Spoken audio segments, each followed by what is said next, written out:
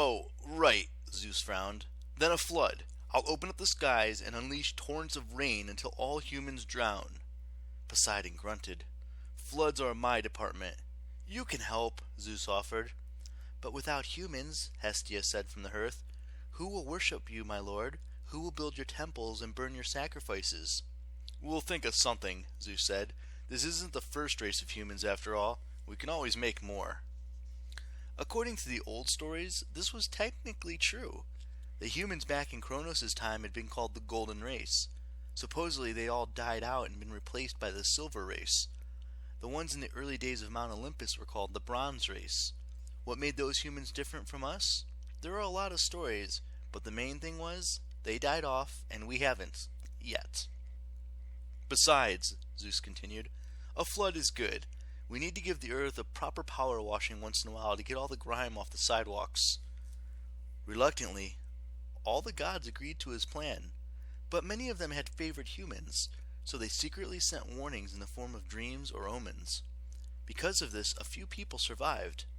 The most famous were the king and queen of Thessaly in northern Greece, a guy named Delucian and his wife Pyrrha. Delucian was human, but his dad was the titan Prometheus, the dude who brought men fire and was now chained up on a mountain far away getting his liver pecked out by an eagle. I'm not sure how Prometheus managed to have a mortal kid with all the other stuff going on. You can't exactly join a dating service when you're chained to a rock being tortured. Whatever the case, Prometheus somehow heard about Zeus's plan, and he still had a lot of love for humanity. He especially didn't want his own son Delucian to drown, because Delucian was a good guy. He was always respectful to the gods and treated his subjects well. So Prometheus warned him in a dream. Flood coming! Gather supplies in the biggest chest you can find. Hurry! Delucian woke up in a cold sweat. He told his wife about the dream, and she remembered a huge oak chest that they kept in the attic. They grabbed some food and water from the kitchen and ran upstairs, warning all the servants along the way. Get your families. There's a flood coming. Seek higher ground. Because Delucian and Pyrrha were nice people that way. Unfortunately, most of the servants did not listen.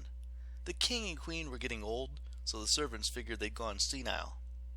Delucian and Pyrrha emptied the old cloths and knickknacks out of the chest to make room for their provisions. The rain started to fall. Within minutes the sky was nothing but sheets of gray water. Lightning flashed, thunder shook the earth. In less than an hour, the whole kingdom of Thessaly was swallowed by the flood. Delucian and Pyrrha closed their chests full of supplies, lashed themselves to the lid, and floated right out of the attic window. It wasn't a comfortable ride, shooting up and down 40-foot swells while the storm raged. Chunks of debris swirled past, and the entire world was drowning. The king and queen got salt up their noses like 1,000,000 times, but the wooden chest acted like a life preserver and kept them from going under. After what seemed like forever, the rain stopped. The clouds broke and the sun came out. The flood slowly receded, and Delucian and Pyrrha landed their chest on the slopes of Mount Parnassus. At this point, some of you may be thinking, hey, a guy escapes a big flood and floats to safety while the rest of the wicked human race drowns? Wasn't there another story like that? Some dude named Noah and an ark? Yeah, well, every ancient culture seems to have a flood story. I guess it was a pretty massive disaster. Different people remember it different ways. Maybe Noah and Delucian passed each other on the sea, and Delucian was like, an ark? 2 animals of every kind? Why didn't we think of that? And his wife Pyrrha would be like, because they wouldn't fit in the chest, you moron. But I'm just guessing. Finally, the water sank back into the sea, and land started to dry out. Delucian looked around at the empty hills of Greece and said, great, what do we do now? First, Pyrrha said, we make a sacrifice to Zeus and ask him never to do this again. Delucian agreed that this was a good idea, because another flood would really suck. They sacrificed all the remaining food, along with the chest, in the big fire that pleaded with Zeus to spare them from any more power washings. Up on Olympus, Zeus was pleased. He was surprised that anyone had survived, but since the first thing Delucian and Pyrrha did was honor him, he was cool with that.